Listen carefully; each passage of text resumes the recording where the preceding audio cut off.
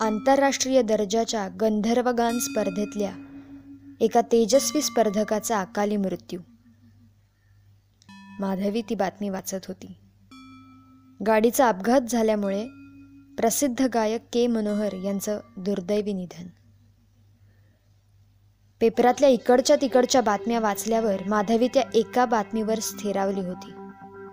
डोकं सुन्न झालं होतं आणि मन ते भरकटलं होतं. भविष्यापेक्षाही कदाचित भूतकाळात जास्त रमलं होतं.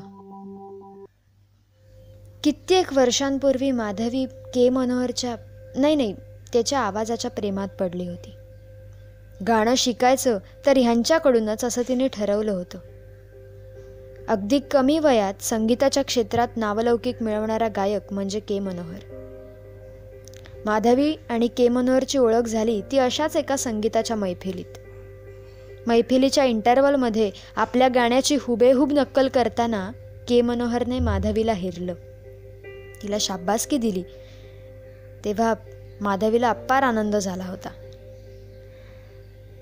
तिने धिटाईने त्याला विचारलं, तुम्ही मला गाणं शिकवाल? तेव्हा के मनोहर सुद्धा हसत हसत तिला म्हणाला, हो शिकवीन की, हे माझं कार्ड. मग काय, इथूनच सगळ्याला सुरुवात झाली. माधवीला मुळातच संगीताची जाण होती. एखादं गाणं ऐकल्यावर त्याची हुबेहूब नक्कल करणं तिला सहज जमायचं. त्यामुळे के मनोहरकडे शास्त्रोक्त शिक्षण घ्यायला लागल्यापासून तिला तिच्या आवाजाला चांगलीच गती मिळायला लागली होती. सुरुवातीच्या 2-4 वर्षात बाकीच्या विद्यार्थ्यांबरोबर शिकल्यानंतर माधवीचे गुण लक्षात घेऊन के मनोहरने तिला एकटीला गाणं शिकवायला सुरुवात केली. त्यानंतर माधवी अफाट प्रगती करत होती. सुरुवातीला कोरसमध्ये बसून बसून माधवी आता इतकी सुंदर गायला लागली होती की के मनोहर तिला छोट्या छोट्या प्रोग्राममध्ये गायची संधी द्यायला लागला होता. माधवीचा आवाज, तिचं संगीताचं ज्ञान, गाण्यासाठीची तिची धडपड हे सगळं के मनोहरला समजत होतं आणि ती आपल्यापेक्षाही छान गाऊ शकते हेही त्याला कळत होतं. कालांतराने के मनोहर तिला त्याच्या बरोबर घेऊन जायला लागला प्रोग्रामसाठी. माधवी आणि के मनोहरची संगीताची मैफिल म्हणजे जादू.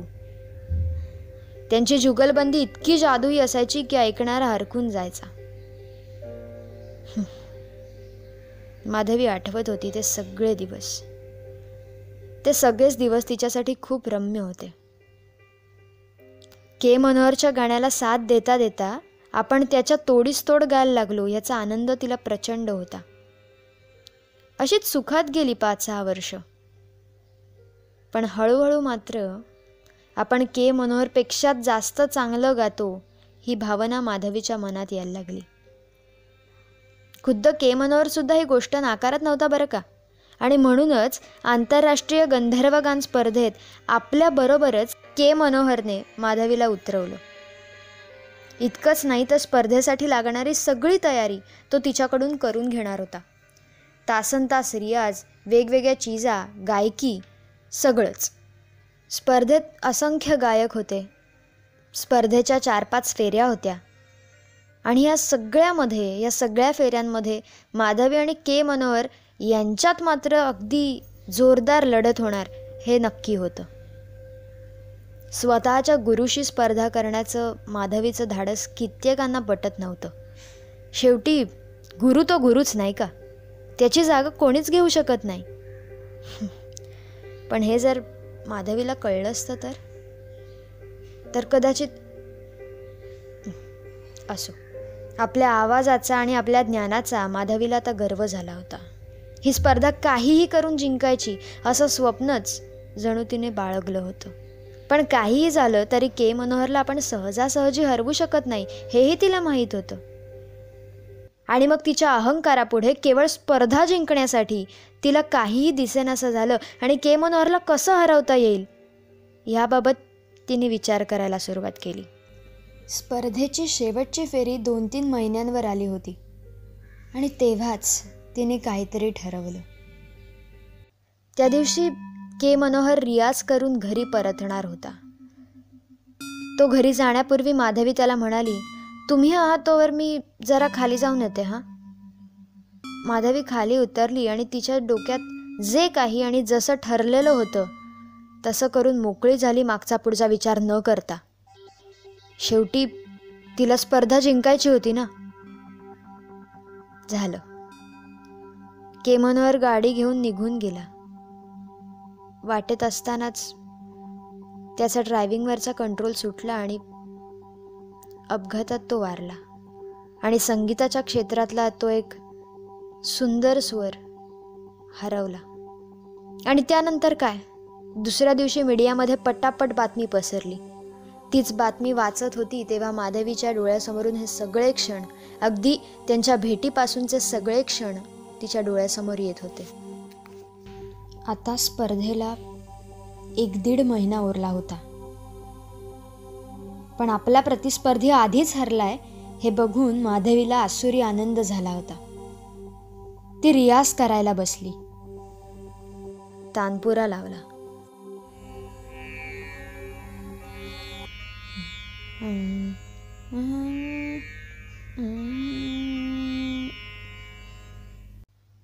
पण हे काय? नेहमी सफाईदार गाणाऱ्या माधवीला आज साधा सा सुद्धा लावता येऊ नये. माधवीने डोळे बंद केले आणि परत एकदा गायचा प्रयत्न केला. पण डोळ्यासमोर तो उभा होता. त्याच्या डोळ्यात मुळीच राग दिसत नव्हता. तो तिच्याकडे नेहमीसारखाच हसून बघत होता. त्याची नजर सहन न होऊन तिने डोळे उघडले. आता त्याचा आवाज तिच्या कानात घुमायला लागला होता. तो गात होता. खूप मनापासून गात होता तो. पण स्पर्धेसाठी नाही, एक कलाकार म्हणून गात होता. माधवीला काहीच सुधरत नव्हतं.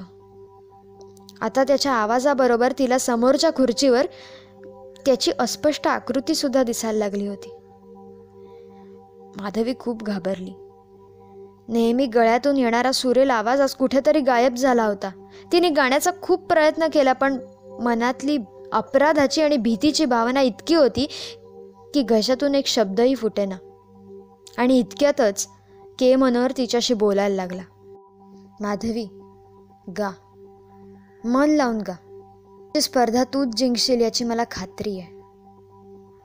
ही स्पर्धा तुझीच होती अगं. मी असतो तरी आणि आता मी नाहीये तरी.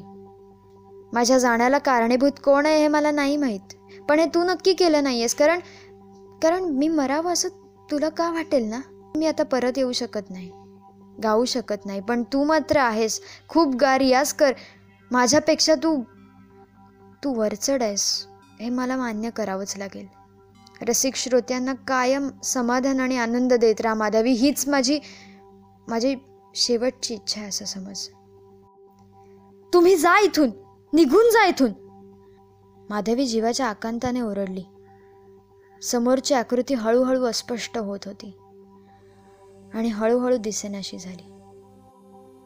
सुरुवातीला आपला प्रतिस्पर्धी गेल्यामुळे नवे त्याला आपल्या वाटेतून अलगद बाजूला केल्यामुळे माधवी खूप खुश होती, आसुरी आनंदात होती. कारण तिला वाटत होतं के मनोहर गेला आणि संपला.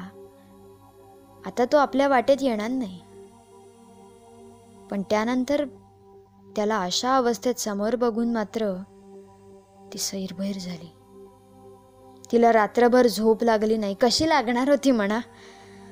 आपण एक खून केलाय ही भावना मनात राहणारच ना. एक दिवस पुढे सरकत होता. स्पर्धेची तारीख जवळजवळ येत होती. माधवीला आता गाण्याचा भरपूर रियाज करणं गरजेचं होतं. के मनोहरच्या मृत्यूनंतर 1-2 दिवस माधवी रियाजाला बसलीच नाही. कारण आपण गायला बसलो आणि समोर तो आला तर याची तिला भीती होती. पण असं करून निश्चितच चालणार नव्हतं. कारण ज्या स्वप्नासाठी ती के मनोहरच्या मृत्यूला कारणीभूत ठरली होती ते स्वप्न तर पूर्ण करायलाच हवं होतं. शेवटी 3-4 दिवसांनी ती परत एकदा जिद्दीने रियाज करायला बसली. तानपुरा लावला, डोळे मिटले आणि रियाजाला सुरुवात करणार इतक्यात आपल्या आवाजाला काय झालं. तिने घाबरून डोळे उघडले तर समोर तो बसला होता. तिला म्हणाला, गा माधवी, मनसोक्त गा. मी गेलो खरा, पण माझा सूर अजूनही जिवंत आहे. तुझ्या मार्फत आता मी माझा हरवलेला सूर प्रेक्षकांना पुन्हा मिळवून देणार. गा माधवी. माधवीची अवस्था फार वाईट झाली होती. स्वतःच्या स्वप्नपूर्तीच्या नादात आपण काहीतरीच करून बसलो याची जाणीव तिला आता होत होती, पण आता उपयोग नव्हता. के मनोहरचा सूर ती हरवून बसली होती, पण आता गायली तर तिचा स्वतःचाच सूर हरवणार होता. माधवीची मानसिक स्थिती ढासळत चालली होती. धीर सुटत चालला होता, पण मानसोपचार तज्ज्ञाकडे गेलं तर आपलं पितळ उघडं पडेल याची तिला भीती होती. आता स्पर्धेत गाणं सुद्धा फार अवघड झालं होतं. रियाज काहीही केलेला नव्हता, पण स्पर्धेत गायची वेळ आली आणि आपल्या आवाजाऐवजी के मनोहरचा आवाज. बापरे, माधवीला कल्पनाही करवत नव्हती याची. तिला काहीही सुचेनासं झालं होतं. स्पर्धेत गायलो नाही तर आपली हार होणार होती, आणि गायलो तरी सुद्धा आपलं रहस्य बाहेर येईल की काय, तिला काहीही कळत नव्हतं. स्पर्धेच्या आदल्या दिवशी ही भीती भास सहन न होऊन माधवीने जे करायला नको होतं तेच करण्याचा प्रयत्न केला. बाल्कनीतून खाली उडी मारण्याचा आणि स्वतःचा जीव देण्याचा तिने प्रयत्न केला. स्वतःला कायमचं संपवायला निघाली होती ती. पण नियतीच्या मनात काहीतरी वेगळंच होतं. वरून पडून सुद्धा ती वारली नाही. ती अजूनही जिवंत आहे, कुठल्या तरी आश्रमात पडून आहे. तिचं मानसिक संतुलन मात्र अजूनही नाही आहे. ती गाते, अजूनही गाते, पण स्वतःच्या आवाजात नाही. स्वतःचा आवाज, स्वतःचा सूर मात्र ती कायमचा हरवून बसली आहे.